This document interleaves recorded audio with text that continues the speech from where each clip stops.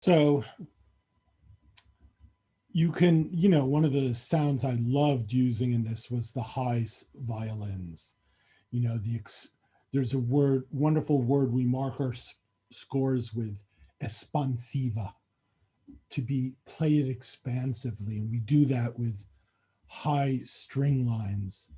So, when they're singing, stop worrying if your vision, to have that high note floating. For me, it's a musical equivalent of the clouds clearing and the sun shining down. And this is such a wonderful song that it goes from the murkiness of his, his indecision and his confusion, and with her encouragement, he rides through to the end and realizes that, those basic things that his great-grandfather, color, light, order, design, this mantra of words that Seurat did recite. And well, I never quite know if it's just a musical or if it's reality. But that those basic concepts are all he needs to go back to find himself again. It's a great number. Any questions about that, about Sunday in the Park? I have a question. Sure. Nice. I just wanted to know if when you decide which instruments, as you start to layer, do you have like a formula for which ones you start with, or does it depend on the mood and the emotion you're trying to convey? What I hear, I oddly don't have the best ear for pitch. I have a very highly developed ear for color. So I will hear the shape of a figure and I'll go, oh, I want a figure to do that. And then do I have anyone who could play that? So I hear the impulse before the instrument. And then when I say, well, what do I have? In this case, I have an orchestra, so it's easy. But in a case like Renaissance, where I had 8 pieces, well, I hear this impulse. How can I make that impulse fit my one violin and one cello, or just my single French horn in there? So it's keeping track of the artistic impulse and finding the mechanical means to make that work with the instruments I have. So there's no formula. There's ways. Did I create that expansive high violin? Oh no, that's been around for, for centuries. But all the music, certainly a lot of the classical music of the last few centuries, is in my ear. It's grammar. It's like a poet having read poetry by many poets, so that when he goes to write a line, he's not necessarily imitating one, but there's a way this other poet used a metaphor that he has, that he knows he can grab with his own words, or his, the imagery another poet uses, he can grab. So there are colors that are just in my ear as the general grammar of orchestral music. So the same way when a painter goes to paint, there's technique they're doing that they picked up from looking at a Renoir or or a Seurat or somebody else, and they know that technique, and maybe they'll use it, maybe they'll use something like it and shift to something else. So it's wonderful in that whole mishmash of everything I've ever heard, including everything in popular music that I grew up with in the 60s and 70s, is in my head and is trying to get out and apply itself to how it may work in this situation. Anything else? Sure. So first of all, I just want to say thank you, because this has been so wonderful. And yeah, especially like I love Sondheim, and this has been one of my favorite musicals since I was little. And I'm glad. So it's very cool to hear you talk about these orchestrations that like I've always loved. So it's just amazing to, and everything you say, that's like how they've always made me feel. So it's just so cool. So thank you. And I was curious, like when you're working on a piece, like like a Sondheim piece, especially if it's in the revival version, how much do you reference the way that the original orchestrations were done? I know oftentimes you have different pieces and different instrument breakdowns and all that, but yeah, I'm just so curious about how that's developed into your own sort of new creation. Well, in the case of Sunday in the Park, I mean, Stevens, he's sort of the great master of the theater. So the orchestration was essentially the same for the revival. It's a string, it was 11 pieces in the original. The bass part was played with by the left hand on keyboard 2 on the synth. But we had, we added a bass player, and the reed parts, which each reed player played like 7 different instruments in the original. New York reed players are great at doubling many instruments. It's something that's particular to Broadway. But to make it a little easier on them, there was a 3rd reed player. There was very little I changed for that production. They wanted to do something different here. I am the person who puts together the chromaloom, which is supposed to be George's empty artwork. So I guess I'm a specialist at doing bad Sondheim. So I do the chromaloom, and I try to do a new chromaloom for every production, just because it gives, as you say, it gives me something to do because it's such a great show and they're just doing the same orchestration again. I want to do something. So I get to do new chromaloom. So there was a production up in Huntington, the original London production in the 90s. So I have like 5 or 6 different chromolooms I've put together. And as synthesizer technology gets better and better, I have more and more fun with it. But Jonathan Tunick, who's done most of Sondheim's shows, has said a lot of his career has turned into reducing his old orchestrations, because for a lot of these productions, they don't want to hire as many musicians. So where he may have done Pacific overtures with 25 pieces originally, he has to do one for 14. A few years later, he's doing one for 12. Now there's one they want to do for 6. And that's happened with a lot of his shows. He's had to redo versions for smaller and smaller groups. The originals are there, they're recorded, but the economics of Broadway are not allowing us to have 25-piece orchestras.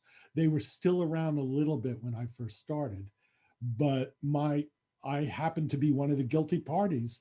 And you're looking at the exact show, Sunday in the Park, the fact that I got away with 11 pieces and people liked it was one of the arguments producers made, said, we don't want to have big orchestras anymore. Look at how this one sounds with just 11. So I'm sorry that happened, but I think it would have happened even without me. I can't take all the blame or all the credit. But it was in the air at the time. The synthesizer came about. People were using it badly at first to replace stuff. They still use it that way some. And that's an unfortunate change. I did get to the recent production of Once on This Island. I did a new orchestration for that. It's fun. And I've done different orchestrations of Assassins, the other Sondheim show I've done. Because the original recording for that was not a theater orchestration, it was a recording orchestration. So I did it for 30 pieces because it wasn't having to work in a theater, because the show had flopped in a workshop production and we recorded it without a production. So that's what happens there. It's a crazy business.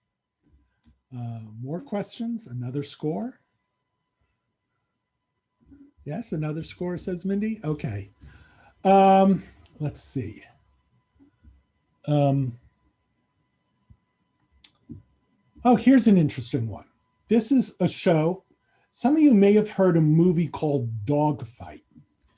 It's a very odd movie. It's kind of a subject matter that some people find offensive. It's about a bunch of Marines who have a dogfight where they make a bet who can pick up the ugliest girl. They bring her to a bar, and the one who's got the ugliest girl wins. Horrible thing. But in this, the guy who picks up this one girl, he starts feeling worse and worse about it. And after they leave the bar, he's so apologetic and they start to fall in love. and it's his last night before he ships off to Vietnam. And this is a song that occurs. They've decided, okay, let's try and go out and have a meal after all of this. And so it's the two of them walking down the street thinking, what am I doing? It's called First Date Last Night. And it's two people walking along thinking about, what am I doing with this person? You know, why do I care about her? But they're melting, you know, he from his macho marine thing that he was doing, her from the hatred she rightly felt for him. I'm not going to play you the original version. I'll just play you the song. This is by Pasek and Paul, who wrote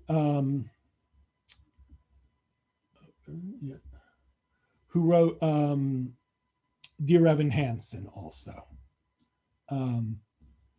And it's a strolling song. It's this wonderful piano part that is kind of ambles and walks, and on top of it, these scattered thoughts. And it's not the song where a couple comes together. It's a song where a couple starts at breaking the ice. It's an early moment in that. And I've always found it really charming. So let me open it up. Here we go.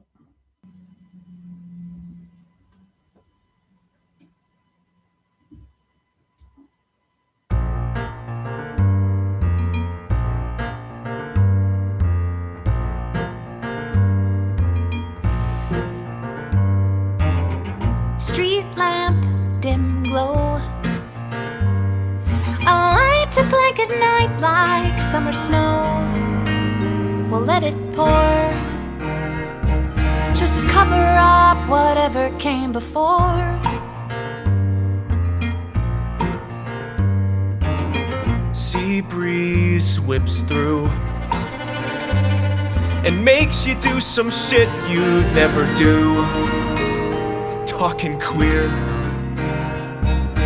Why the hell are you still here? And we go bum bum bum bum bum bum bum bum bum bum bum bum bum. Don't know why I decided to come. Don't know why I decided to come.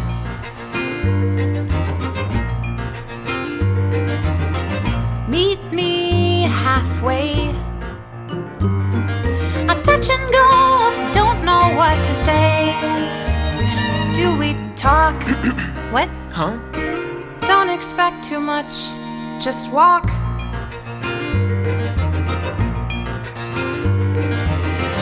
Blank slate, blank stare. Yeah, you made her cry, why do you care? What took hold? Look at her, she looks so cold.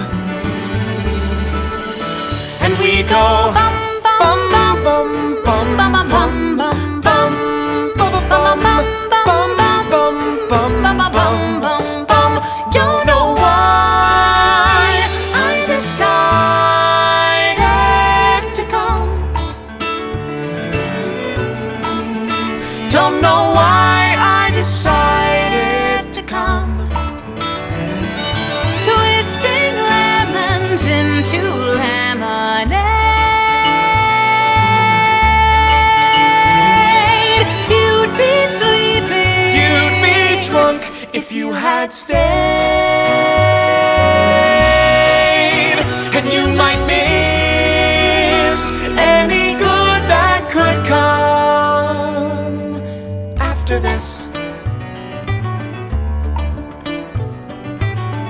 First date. Last night, not quite what you pictured, but alright. So take her out, Give him a shot. 'cause people can surprise you or not.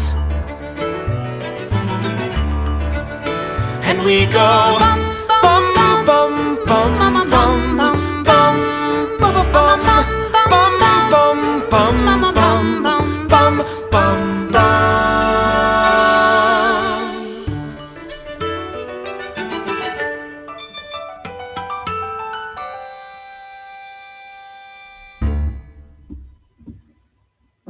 So some of the obvious things I did in this were, picture, word painting, a little shiver when she talks about feeling cold, or sea breeze, sort of right here. Look at her, she looks so cold.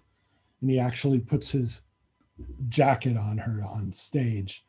But then, as I said, high strings, espansiva.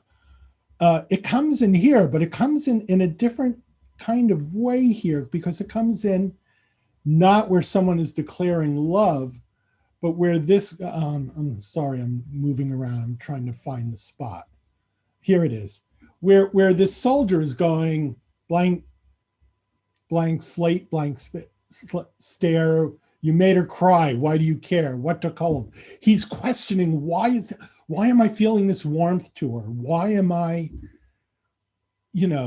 taking the time to leave my buddies on the night we're shipping out and be with this woman who I probably will never see again. And to me, the open strings just instead of opening up an ecstatic feeling like and move on, they open up this angry question, why am I being like this? But there's this emotional outburst, which for this soldier is an unusual moment, because he's much more tightly wound the rest of the time. So that's the kind of storytelling I'm trying to do with these figures. Part of it's just musical. There's this wonderful walking figure, and I'm doing all sorts of little wood blocks and all sorts of little stuff to just create this beautiful pattern of these two people walking out, and this little motor of energy that's running inside of them. Sometimes the percussion's just a wood block, and people are answering on different instruments, so that it's sort of carried around, and becomes this almost little game, musical game that's being played that energizes them walking. I hope that made some sense for you guys.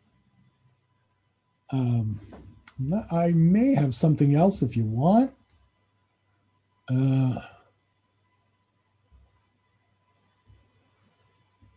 Yeah, I think I do.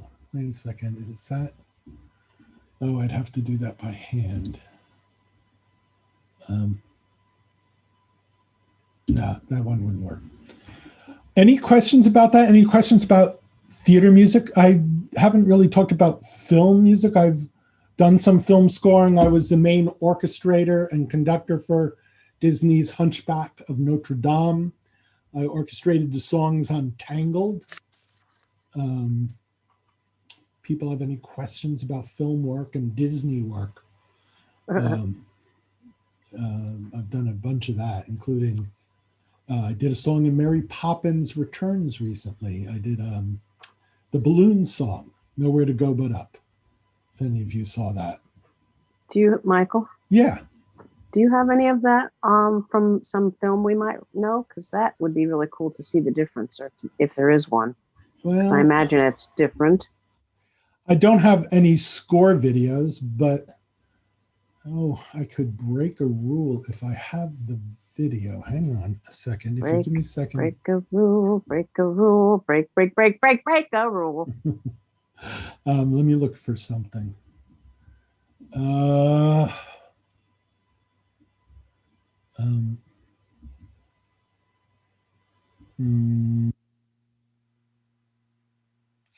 me a second to look for backup projects to be backup.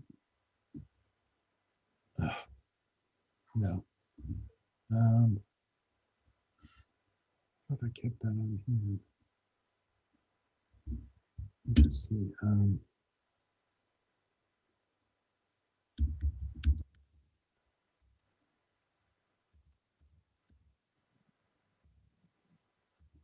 Mhm.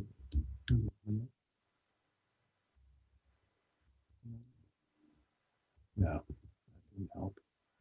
No, sorry. I don't. The film stuff is so, I mean, I could play you music without score, but um, I'm not sure it would. No. Oh wait. Let me look one other place in my Dropbox. Sorry to be doing this. Um, When you have a moment, maybe you could talk about the difference between orchestrating for a movie and orchestrating for Broadway. Big difference there. It's the difference between scoring and song. Yeah, I don't think I can find the thing I was thinking of playing. Anyway, it's a big difference because in a film, well, let's put aside musical movies because musical movies are a hybrid of a stage musical and a movie. Film scoring tends to be underlining a performance. You're not necessarily bringing out the emotion of a voice singing and getting expressive. You're capturing a more physical thing of the character in a setting. You know, if it's an adventure setting, if it's a love setting, if it's just, you know, comedy on the street, you're capturing the world without telling the story.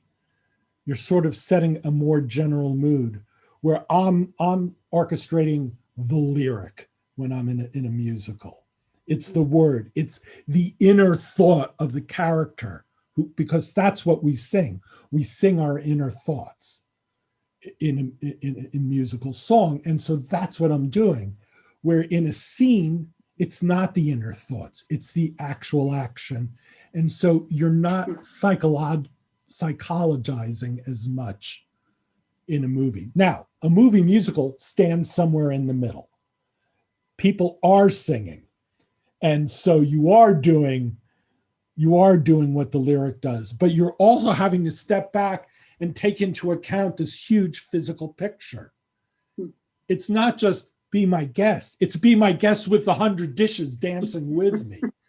Do you know what I mean? So you have to take into account what you're seeing much more in a different way in a movie musical, and then shift to scoring in a more cinematic way than the song did. So, and you also have, usually you have an orchestra that you don't have for film. So the danger for someone like me who does theater mostly is to restrain myself in film from saying, "Ooh, I got so much, I got to use it. I got to use it." And it was interesting in the Mary Poppins film, there were 3 orchestrators, myself, Doug Besterman, and Jeff Adjemian. Doug and I do theater mostly. Jeff is a film scorer, and his cues would be so much lighter scored and half the time more effective because he just used what was needed and it didn't push it at the audience as much as we need to push because we're in a pit going through a sound system. You're much more enveloped in the world in a movie. Your eyes are in scenery. In a theater, the play has to come to us because the scenery isn't completely realistic. There's space between me, not much more different than the space between me and the screen, even in a big movie theater. Because in a big movie theater, it's a huge screen, so it fills my space. So that music doesn't need to reach to me as far in film. So that's one of the ways it's different. Good question. I had a question. Sure. I was just curious about the relationship you have with the composers and how much back and forth you go through. Do they have a hands-off approach the majority of the time? You know, we trust you, Michael, have at it, or is it, you know, daily back and forth? commentary. How much free reign do you have once you get that original composition to kind of set sail with your vision? Sure. What happens in the theater is there's a year or two of readings and workshops before I work. If I've been hired, I go to those readings and workshops because it's a chance for me to become really familiar with the show. During that time, the composer and I are talking about the band. First question is, how much are they letting us have? They're letting us have 6. Can I push them to 7? And sometimes I can, sometimes I can't. And we talk about the band, so it'll cover the sounds he wants or he or she wants and what I want. And then I go off and I do my work. There may be a little discussion beforehand, make this number, fight what I did in it, make it a little more this, or make this number that.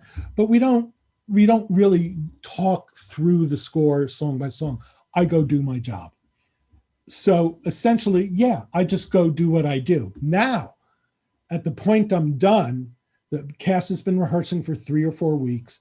We have 3 days of band rehearsals, a 4th day, which the cast joins us for what's called the Sitzprobe, which is an opera term, which means sitting rehearsal, where they just sing the score while we play it, and we hear the orchestrations with the voice for the first time. In the meantime, the cast has also been doing tech rehearsals. Then the orchestra comes into the theater, does a couple of dress rehearsals, we're into previews. Now, at those band calls before the Sitzprobe, that's where the composer is hearing my work for the first time. That's where he says, ugh, I hate that. You got to change that. Take that out. And I will fix it on the spot. Usually I'll give him the very first thing he asks for, so he thinks I'm cooperative. I try to be cooperative. But if there's something I think, oh no, this will really work, I'll say, can I try it for a couple of previews? And if I want to, I'll fight for something. But if they really hate it, I'm not going to fight them on it. So that's where he hears what I've done. He says at the Sitzprobe, the director and the choreographer hear it. The choreographer gets all upset because the drummer's playing something different than he's been playing in dance rehearsals. So usually you don't change the drum part at all in a dance, because the choreographer wants those accents exactly the same. And then that's it. I'll hear stuff I don't like that I did. I'm always trying to experiment. I'm always taking chances, adding material, adding things. And some of the experiments I do don't work. Some for lack of experience. Sometimes they're performing the number a little differently than they did in the workshop. They did it a little more gently. Now it's a big number. Sometimes after that, we get to the tech rehearsal where the band shows up in the theater, gets in the pit, and in this little 8-bar transition that I did a quiet flute solo, I see that there's a huge set move. Everything's moving across. And I'm like, you didn't tell me there was, does that make, of course it makes a difference to me if the set is moving, because that's a big visual thing to see, and I need to be there with it. It should have some body beside just covering the noise of it rubbing against the stage. I just need to respond to that. So that's pretty much the process. Very often in that 4 weeks, because we really can't start orchestrating beforehand, because keys are being set with actors, like they change the actress from the workshop, and this actress needs it a half step lower, though that's easier with digital notation to take into hand. But they decided they were going to do this different introduction, so we don't want to give you the number. We can't give you this one because we don't know where the dance break is. So you don't get enough material, and then suddenly it all comes at you at once. I'll tell you a story. The recent, it's not recent now, it's 10 years ago production of Little Mermaid, the stage version.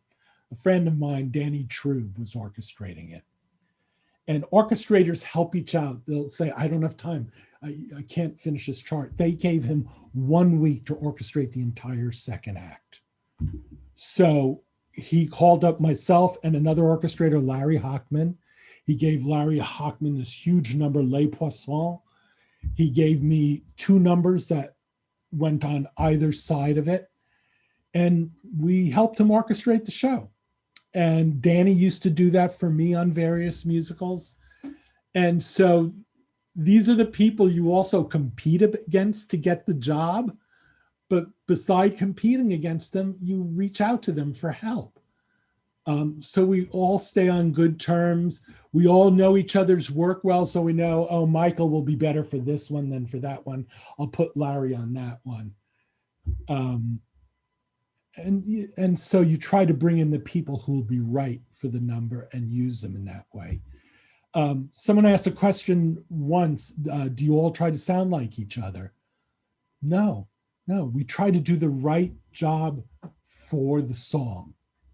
And that's what the person hiring us. Danny didn't expect me to orchestrate like him. He expected a Starobin orchestration, but he knew that I, like him, I would try to make it right for that spot in the show. If it was humorous, he knew I would go for humorous colors and jokey, not jokey, but support the comedy, which is needed. Anyone else? Well, I just have one comment. I just find this so wonderful to just have you illustrate it and to actually, even though I don't read music very much, a little bit, but just to follow along and just see the layering and how you have to do this with like no time at all. Yeah. And that you have to dig so deep to find the emotion and put those colors to it. It's just wonderful. And I'm really so grateful that you shared that with us tonight. Oh, my pleasure. To me, it's not digging that deep to get to the emotions. I mean, I feel them. I think I always feel that part of my real education as a musician is all the literature I've read, my love of Shakespeare, my love of, movies like Buñuel and things. It all goes into the mishmash of responding to things. So that's as much my training as my musical training was, I always think. I always say you have to know Shakespeare if you're going to work on a musical, because there's this odd similarity between the scope of a long 2-act musical and that 5-act Shakespeare, particularly the comedies. The get the girl, lose the girl.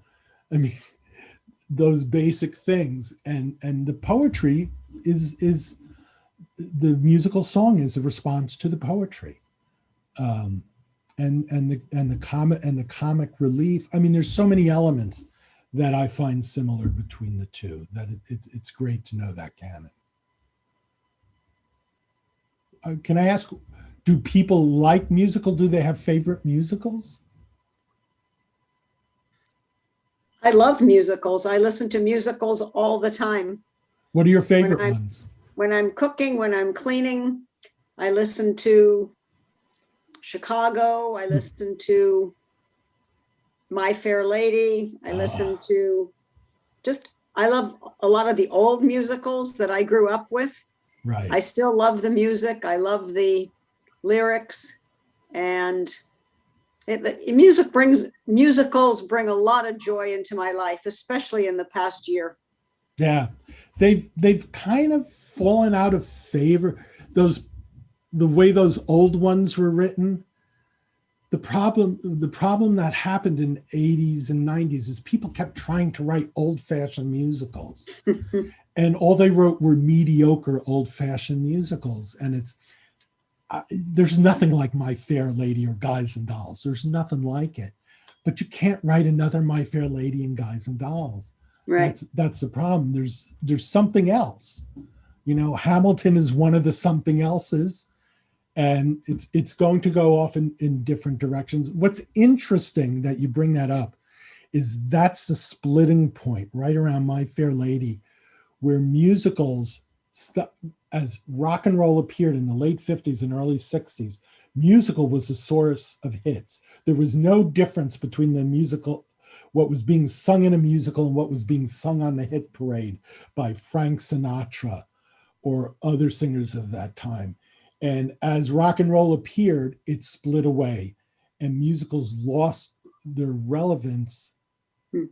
Not their relevance, but the ability for pop music to come from a musical. The last thing I can think of is the Beatles covering Till There Was You from Music Man. I'm not sure if What about Hair? Well, you're right. There's an exception.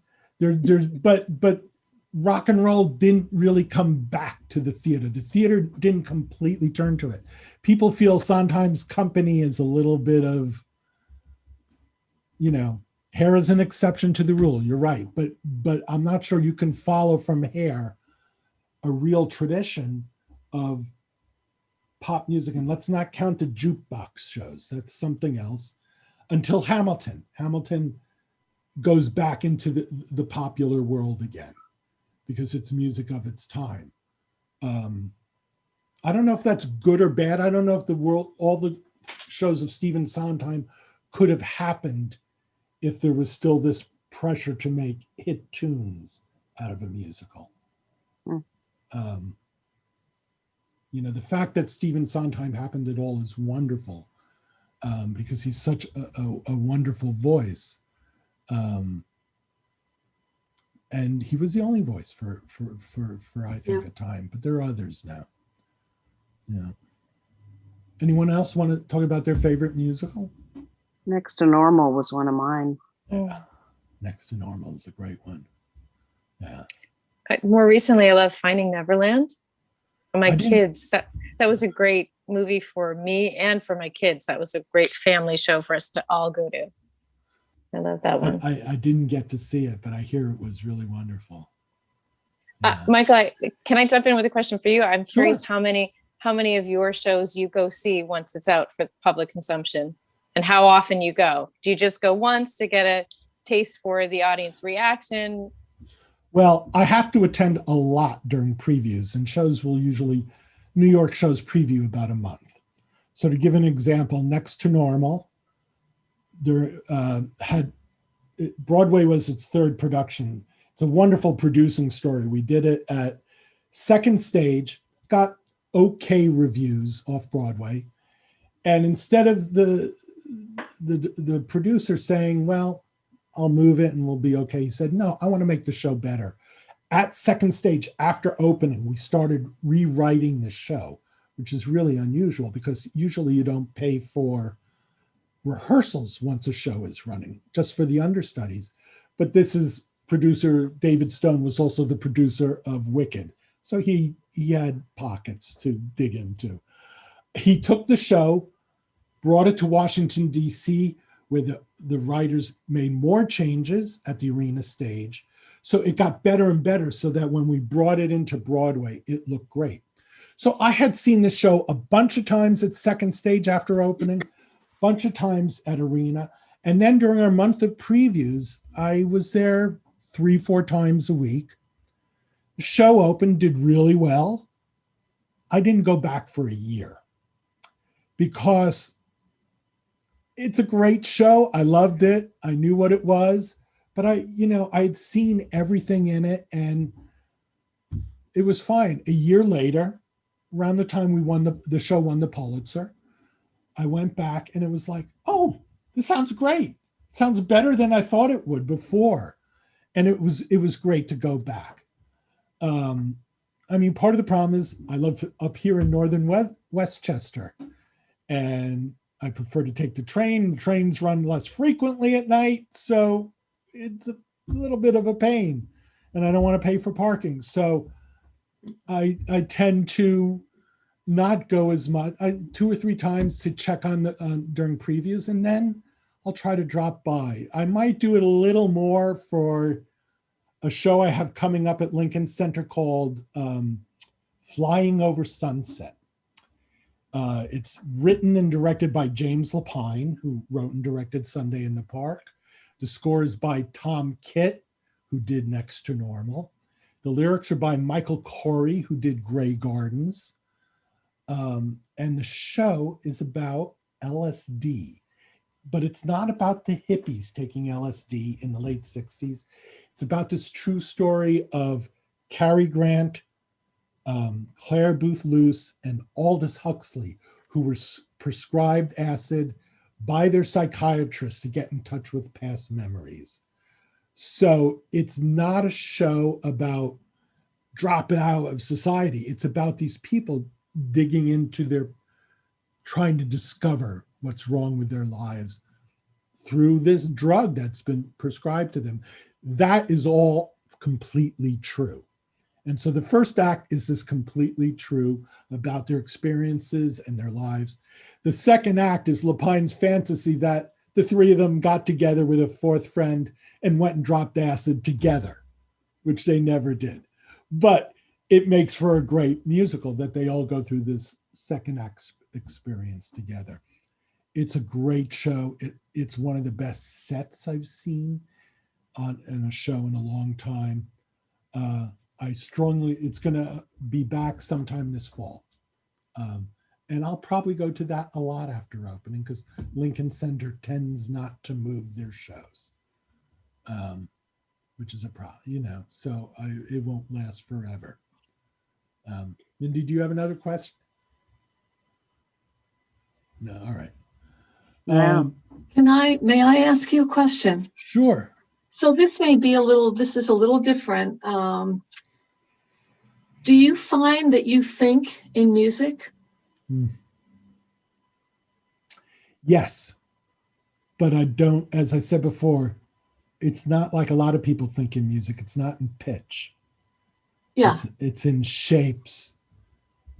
For instance, some of these numbers, I'll go to that workshop and I'll hear an orchestration in my head.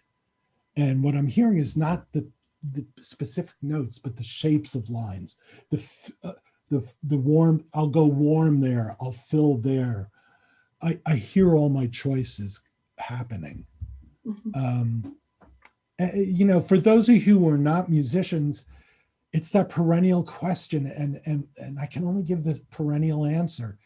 It's a language and a grammar in the same way Chinese means absolutely nothing to you till you study it. Once you study it and you know it, it's not just words, it's all the thoughts that go with the words. And the same thing is true with music. Once you become familiar with it and how it works, you understand not only the mechanics, but all the emotion behind the mechanics and how to manipulate that, the grammar.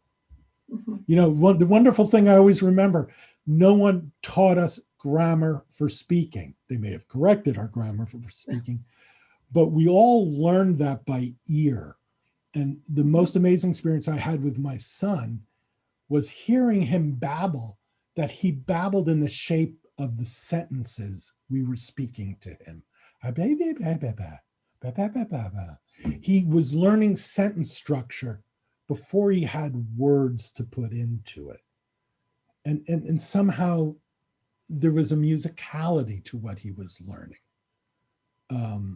That grammar, that supported the grammar that appeared later. That's my theory. I don't know if it's realistic or not. Anyone else? Well, this has been great. Totally wonderful. Thank you so much. This was really great. Thank you so much for spending your time and explaining. It's fascinating. It is. I've learned so much and I knew nothing coming in. Oh, good.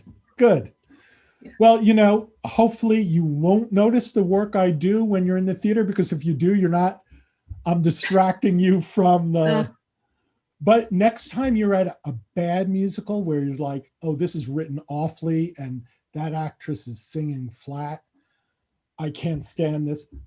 Before you walk out, take a moment and just listen to the mechanics of what the band is doing, because sometimes that can be fascinating.